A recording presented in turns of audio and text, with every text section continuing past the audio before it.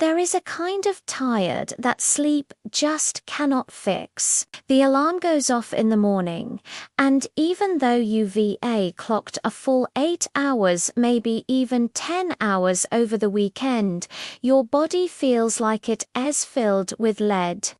Your eyelids feel like they've been glued shut. You sit on the edge of the bed, overcome by a deep sense of powerlessness, dreading the day ahead. This exhaustion isn't because you moved heavy furniture yesterday, and it's not because you ran a marathon. In fact, you might have done absolutely nothing yesterday but lie around. But here's the strange part. The more you lie down, the more tired you feel. The more you try to rest, the more anxious you become. If you feel like I'm describing you right now, please take a deep breath and listen closely. This is not because you are lazy. It is not because there is something physically wrong with you, and you are certainly not being dramatic. It is because your brain has never actually taken a break. You think you are resting, but your subconscious is fighting an invisible battle 24/7. This isn't physical exhaustion. This is chronic inflammation of the soul.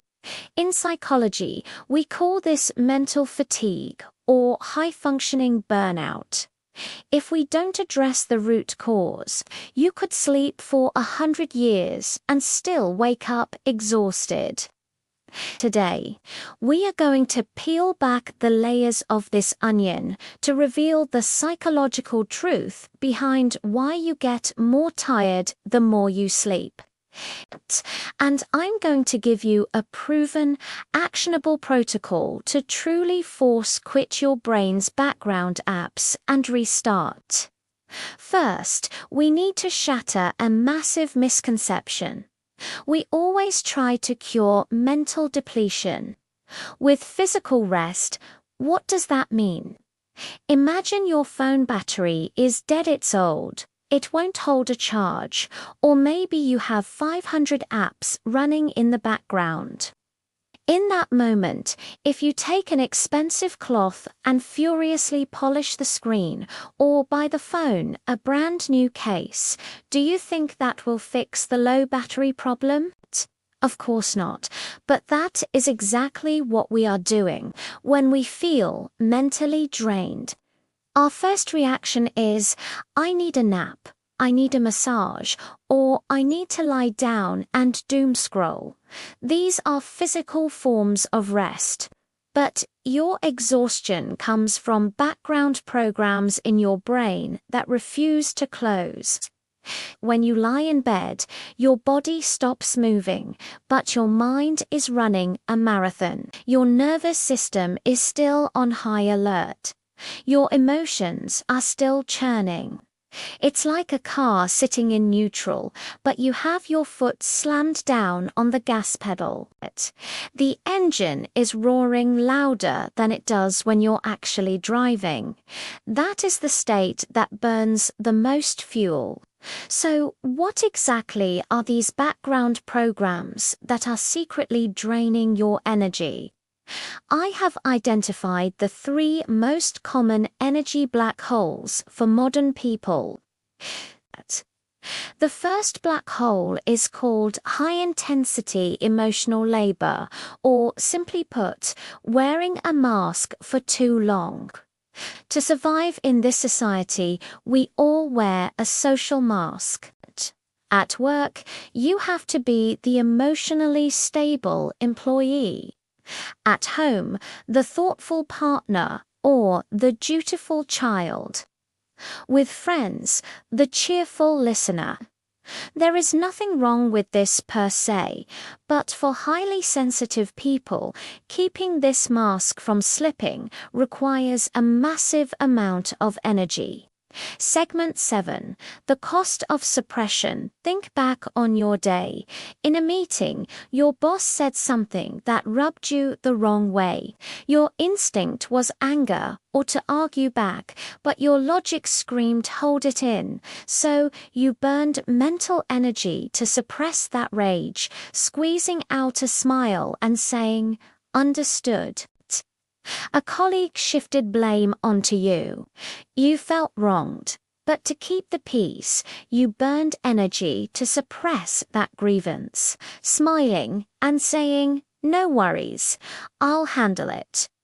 Every single act of suppression, pretending and performing is high-intensity labor. Sociologist Arlie Hochschild coined this term, emotional labor.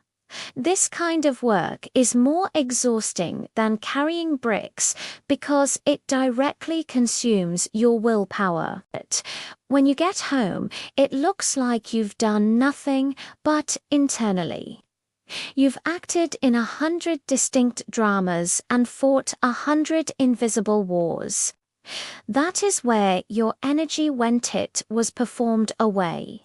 The second black hole is a very subtle psychological mechanism called open loops, or the Zeigarnik effect. Have you ever felt this? Segment 9. Black hole 2. Open loops. It's the weekend, and you're on the couch trying to relax, but suddenly your brain flashes. "Oh no, I didn't reply to that email. I haven't finished next week's presentation. Did I sound rude when I spoke to my friend earlier?" These thoughts are like annoying pop-up ads disrupting your rest. The human brain has a flaw. It is obsessed with unfinished tasks. As long as a task is incomplete, or you haven't given your brain a case-closed signal, it will allocate a chunk of RAM memory to constantly monitor it. Segment 10. RAM usage. This is why so many professionals cannot relax on weekends. Your brain thinks you are still in work mode. These suspended thoughts are like unsaved files on a computer, eating up huge amounts of memory, causing your whole system to lag and overheat. You think you are watching a movie, but half of your CPU is actually processing background anxiety. The third, and perhaps the scariest black hole, is called anticipatory anxiety and rumination. This usually happens in the dead of night. Your body is exhausted, your eyes are heavy, but your brain is crystal clear. Your brain switches into the default mode network DMOD. In this mode, humans involuntarily start ruminating on the past or simulating the future. You replay a sentence you messed up during the day, cringing so hard you want to curl up into a ball. Or you start fantasizing about tomorrow's disasters. What if I get yelled at in the meeting? What if I ruin this project? You have already rehearsed tomorrow's difficulties 100 times in your mind. You've even won tomorrow's arguments in your head.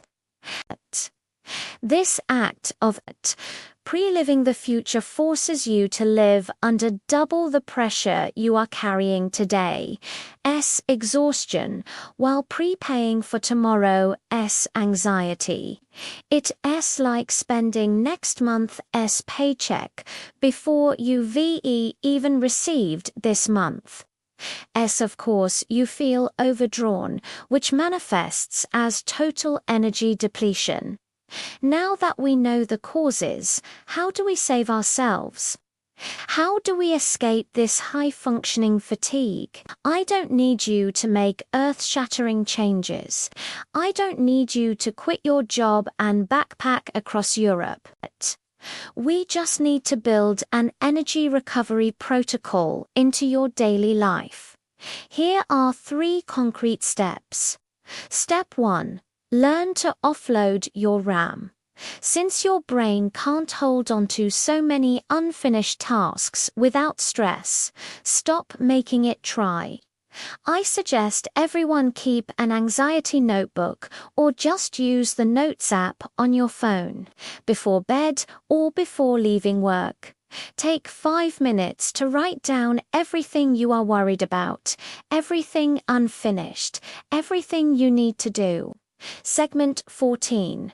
The power of writing. The key here is the physical act of writing it down. When you transfer these thoughts from your brain to paper, you are telling your brain, I have recorded this. It won't be forgotten. You can stop monitoring it now. It's like hitting save on that open file. You will be surprised to find that once it's written down, that chaotic pressure lifts almost instantly. This is using an external brain to liberate your biological brain, directly countering the Zeigarnik effect. Step 2 is to stop fighting and practice sensory grounding. Often, we are tired because we live entirely in our heads, in abstract thoughts, and we have lost touch with our physical bodies. When your mind is racing and anxiety won't stop, don't force yourself to stop thinking. That doesn't work. You need to change the channel. Try the 5-4-3-2-1 grounding technique. Stop what you are doing. Take a deep breath and force yourself to find 5 things you can see. Notice the details, the colors.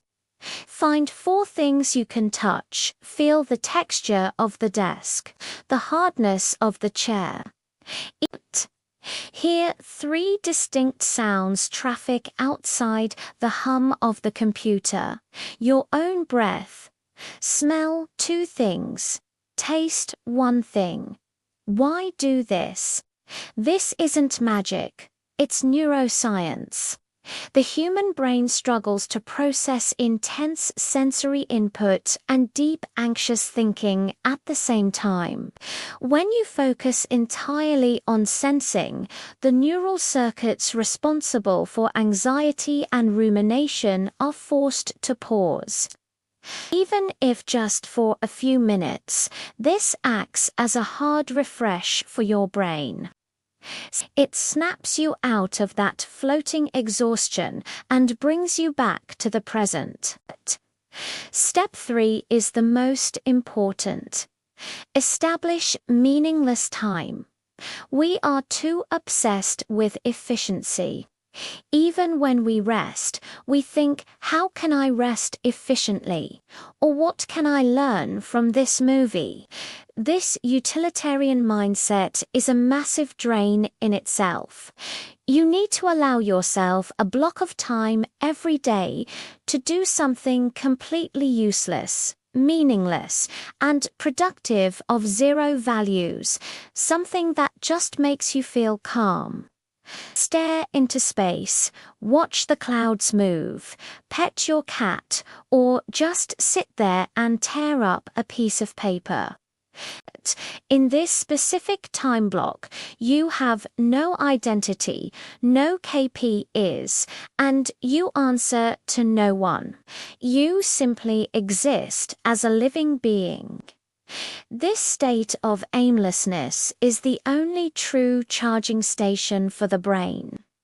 Finally, I want to say this to everyone feeling this heavy weariness. Mental exhaustion often comes because we are living too hard. We try to control the uncontrollable. We try to please people who don't matter. This exhaustion is actually a gift and a warning bell. It is reminding you you have drifted too far from your true self. You are living a life that doesn't fit you. It is forcing you to stop, to re-examine your lifestyle, and to redraw your boundaries. So tonight, don't force yourself to fall asleep immediately, and don't blame yourself for being so tired. Try saying this to yourself: you've worked hard. I allow you to feel tired. I give you permission to stop for a while. When you start to accept this fatigue instead of fighting it, the healing has already begun. If you feel like this video spoke to your soul, please type the word accept in the comments, or write down the one thing that is draining you the most right now. Writing it out is the first step to letting it go. I'm 101 The Wordy Tales, decoding your psychology. See you in the next video.